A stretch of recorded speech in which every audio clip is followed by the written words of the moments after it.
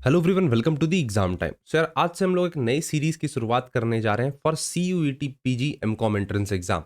जितने भी MCom entrance exam होते हैं, फॉर एग्जांपल इलाहाबाद यूनिवर्सिटी के भी अलग से होते हैं, काशी विद्यापीठ के अलग से होते हैं, और साथ ही साथ CUET एमकॉम एंट्रेंस एग्जाम जिसके अंदर दिल्ली यूनिवर्सिटी, BHU और भी इंडिया के डिफरेंट टॉप नॉच यूनिवर्सिटीज आते हैं। उसके लिए हम लोग एक यूट्यूब पे एक सीरीज स्टार्ट करने जा रहे हैं जो कि है MCQ सीरीज। नाम दे सकते हो अभ्यास सीरीज, जिसके अंदर हम लोग हर एक यूनिट के 50 क्वेश्चंस से लेके 75 क्वेश्चंस को कवर अप करेंगे।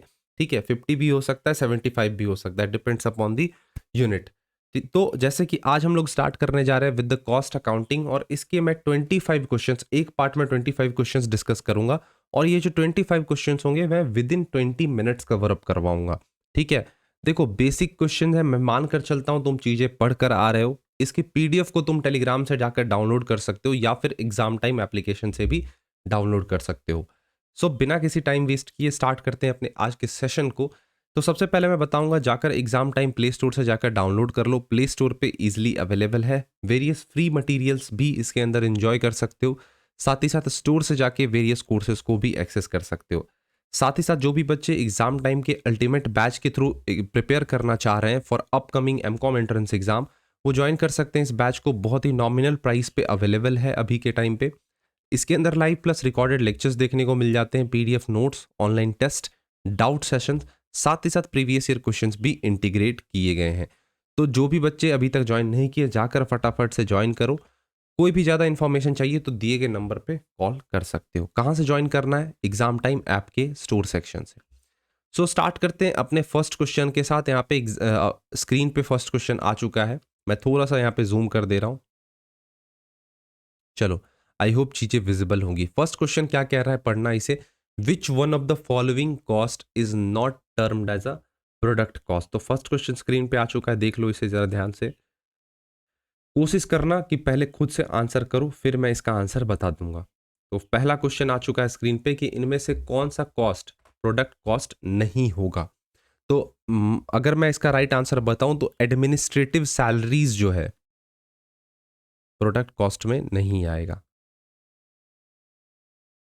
तो option A is the right answer. Next question की अगर बात की जाए, under marginal costing only dash cost are charge to the product. तो जाहिर सी बात है, मार्जिनल की बात हो रही है, तो मार्जिनल में हम लोग क्या लेते थे? वेरिएबल्स लेते थे, वेरिएबल कॉस्ट लेते थे। और जब बात आती थी एब्जॉर्प्शन कॉस्टिंग की, तो उसमें हम लोग वेरिएबल प्लस फिक्स्ड कॉस्ट दोनों को कंसिडर करके चलते थे। तो मार्जिनल कॉस्टिंग है तो इट मीन्स यहाँ पे सिर्फ और सिर्फ वेरिएबल आएगा। तो जो इसका राइट आंसर होगा ऑप्शन बी हो जाएगा।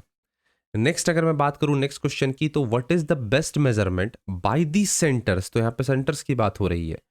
For the contribution of a profit centre, profit centre की जो भी कंट्रीब्यूशन होगी to the overall profitability of the business in long run.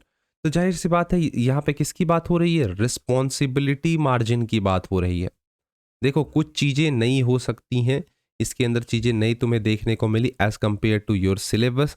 तो जस्ट उस क्वेश्चन को ध्यान से बस सुन लेना। तो इसका जो राइट आंसर है वो हो जाएगा डी।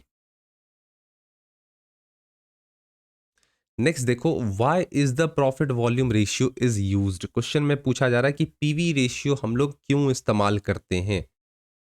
पीवी रेशियो का क्या यूज है हमारे लाइफ में तो बेसिकली नहीं बोलूंगा, हमारे बिजनेस में। तो यहाँ पे देख पा रहे हो कि ऑप्शंस दे रखा है। पहला है to compute the variable cost of any volume of sales.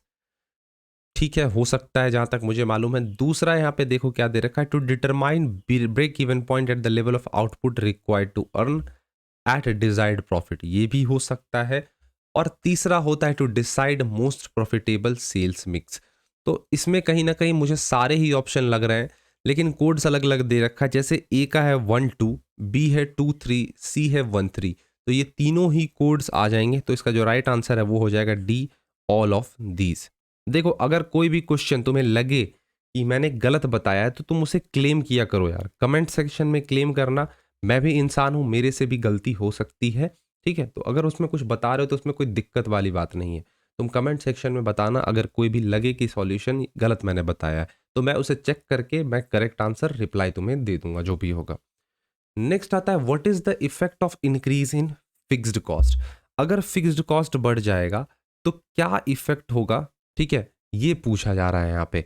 तो ऑप्शन से यहाँ पे पढ़ पा रहे होगे, पहला है प्रॉफिट वॉल्यूम रेशियो कम हो जाएगी, दूसरा ब्रेक इवन पॉइंट हमारा रेज हो जाएगा, और तीसरा है मार्जिन ऑफ सेफ्टी बढ़ जाएगी, और लास्ट है कि कंट्रीब्यूशन जो है वो कम हो जाएगी।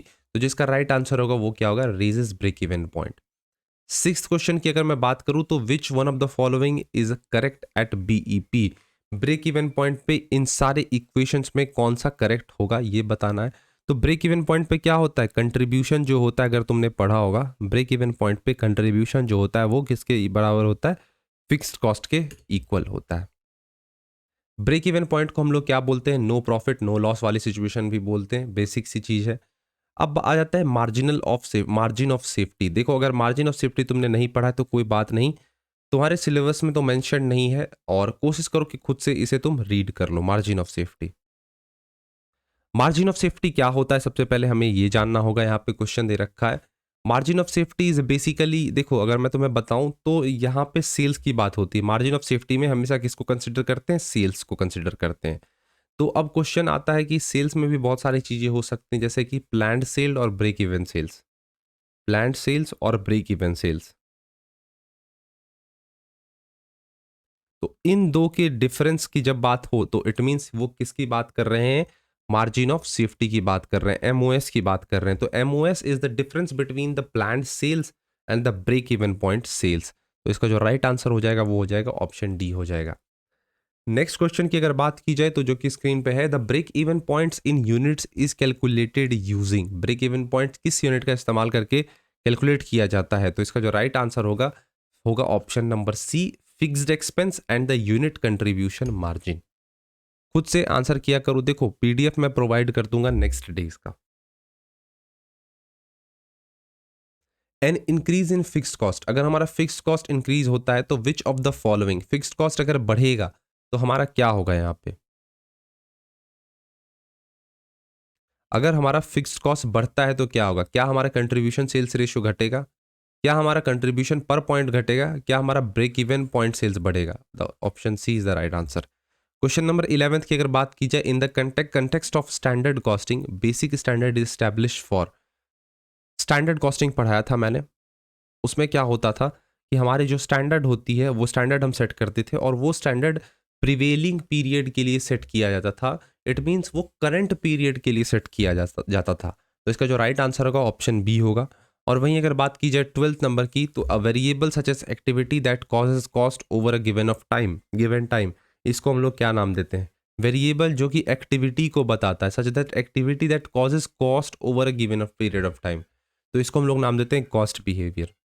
अब देखो एक चीज मैं तुम्हें बता दूं यहाँ पे इस क्वेश्चन के बाद, सबसे पहले ये चीज समझो कि प्रीवियस ईयर में जो भी कॉस्ट अकाउंटिंग के क्वेश्चंस आए हैं उस पे ज्यादा बिलीव करो। हो सकता है तुम्हारे अभी जो क्वेश्चंस है तुम्हें लग रहे हो बहुत बेसिक हो, या फिर तुम्हें लग रहा हो कि ये सारे क्वेश्चंस नहीं आएंगे, ठीक है मैं मानता हूँ। लेकिन प्रीवियस ईयर क्वेश्चंस में, और प्रीवियस ईयर की मैं जब बात करता हूँ तो तुम्हें दो एस्पेक्ट लेकर चलना है। दिल्ली यूनिवर्सिटी के जो भी प्रीवियस ईयर पेपर्स हैं उसको भी तुम्हें करना है, और साथ ही साथ सीयूईटी के जो भी प्रीवियस ईयर हैं तुम्हें उसको भी करना है। तो ये दोनों ही पेपर्स एग्जाम टाइम ऐप पे अवेलेबल हैं, जाकर तुम डाउनलोड करके एक्सेस कर सकते हो उसे।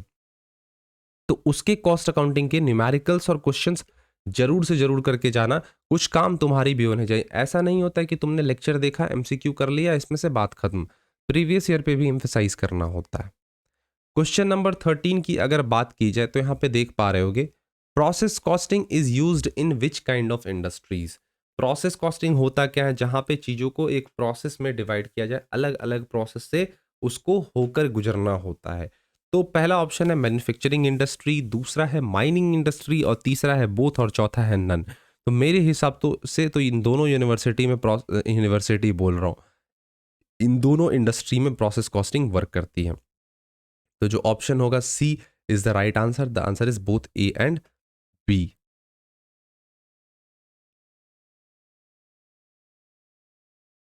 एक मिनट मैं कंफर्म कर रहा हूँ, माइनिंग या मैन्युफैक्चरिंग मैं चेक कर ले रहा हूँ, एक मिनट मुझे थोड़ा सा डाउट लग रहा है, मैं कंफर्म कर ले रहा हूँ, just wait for a minute.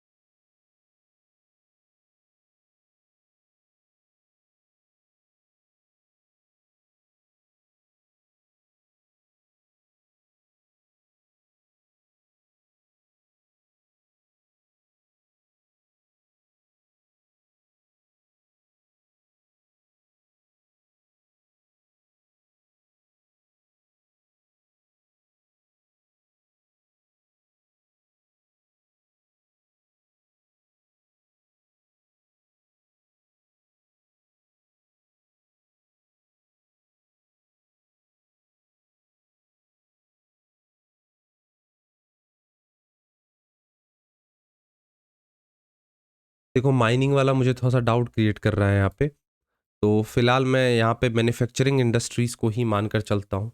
Mining industries में देखो यूनिट को कंसिडर नहीं किया जाता है, मतलब कि कितना प्रोसेस आपने अलग अलग जो डिफाइन किया उसको यहाँ पे कंसिडर नहीं करते हैं।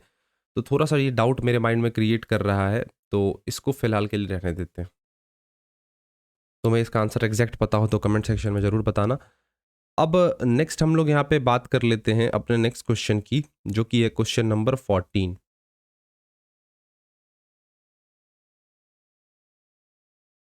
वैसे देखो माइनिंग भी हो सकता है, तो इसका राइट आंसर जो है बोथ ए एंड बी होगा या फिर ए होगा कुछ। क्वेश्चन नंबर 14 की अगर बात की जाए तो which of the following system applies when standard costing are produced under series of operation.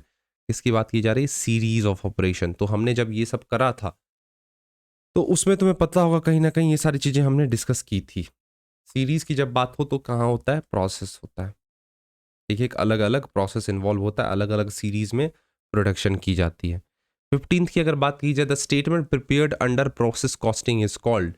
जो स्टेटमेंट हम लोग प्रोसेस कॉस्टिंग में प्रिपेयर करते हैं उसको हम लोग क्या नाम देते हैं? उसको हम लोग नाम देते हैं कॉस्ट ऑफ प्रोडक्शन रिपोर्ट। क्या नाम देते हैं? Cost of production report. तो इंपॉर्टेंट चीज है, इसे याद रख लेना। चलो नेक्स्ट बात की जाए अपने अगले क्वेश्चन की, जो कि क्वेश्चन नंबर 16।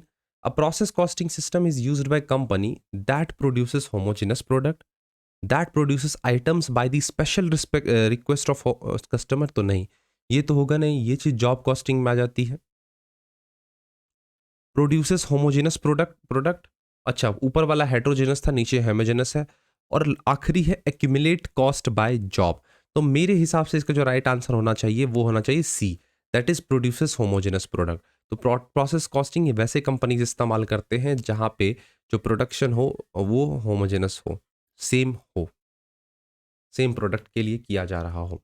नेक्स्ट अगर बात की जाए क्वेश्चन नंबर 70 की, तो when partially completed units are converted to a comparable number of completed units, जब पार्शली आधा अधूरा जो होता है उसको कन्वर्ट किया जाए इन कंप्लीटेड कंपेरेबल यूनिट, तो इसको हम लोग क्या नाम देते हैं? तो ऑप्शन है split off units, option B है इक्विवेलेंट यूनिट, ऑप्शन सी है कन्वर्टेड यूनिट, और ऑप्शन डी है इक्विटेबल यूनिट्स।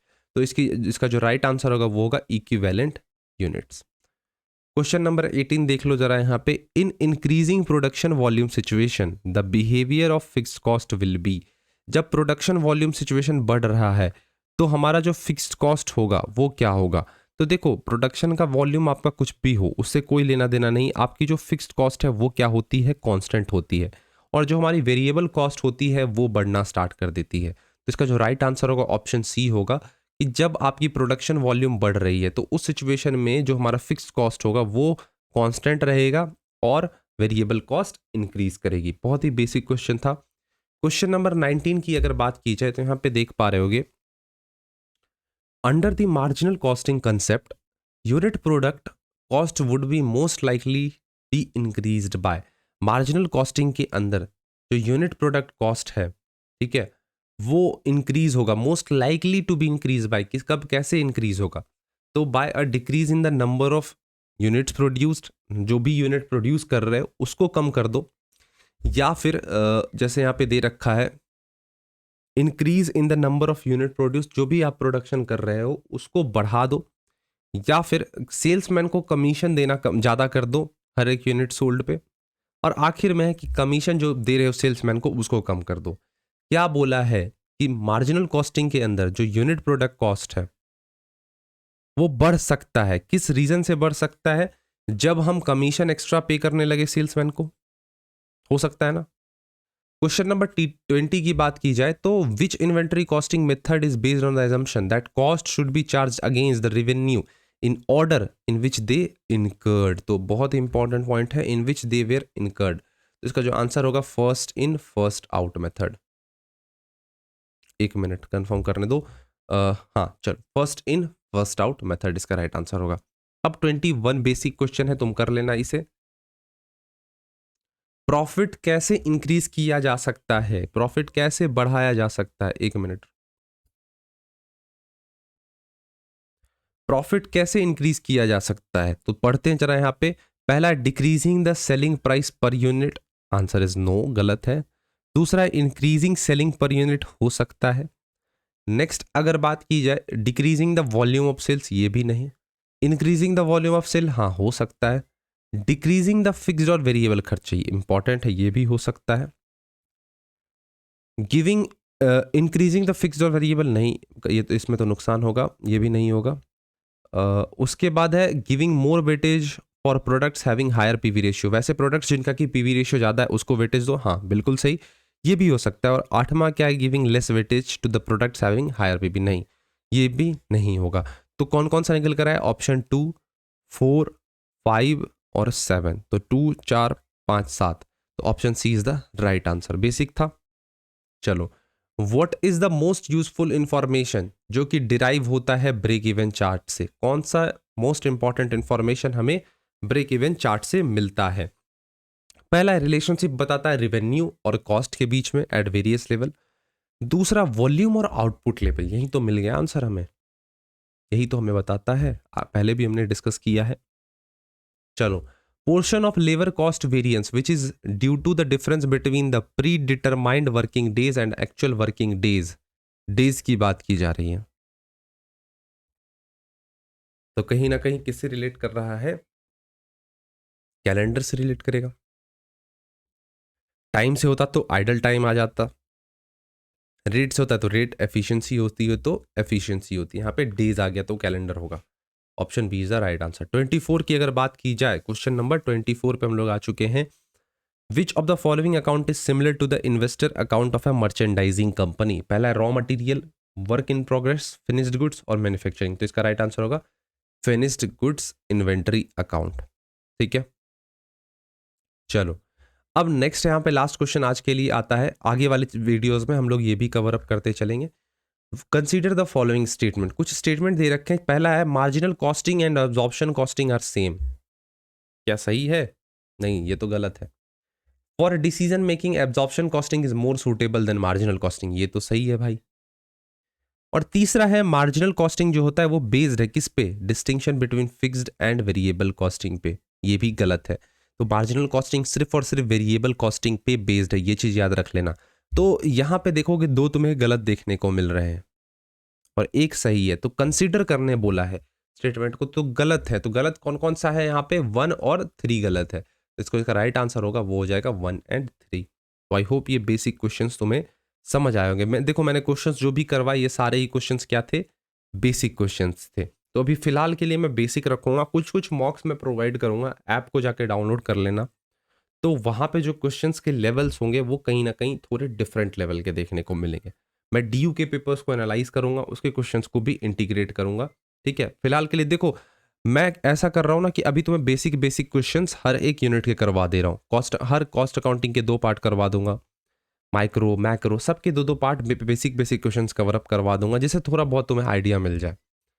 और धीरे धीरे मैं level video by video increase करता जाऊंगा। फिर जैसे जैसे टाइम और स्पेंड होता जाएगा तो मैं कुछ मॉक्स निकाल दूंगा यूट्यूब पे, जिसमें जो क्वेश्चंस के लेवल होंगे वो डिफरेंट होंगे। सो चैनल को सब्सक्राइब करो अगर चैनल पे पहली बार विजिट कर रहे हो। एग्जाम टाइम ऐप डाउनलोड करो प्ले स्टोर से जाकर। और अगर CUET PG के अल्टीमेट बैच को ज्वाइन करना है फॉर योर MCOM कोर्स, तो जाकर फटाफट से ज्वाइन करो, हो सकता है प्राइसेस इंक्रीज हो जाए। तो मिलते हैं अपने नेक्स्ट वीडियो में, तब तक के लिए thank you, bye bye and take care.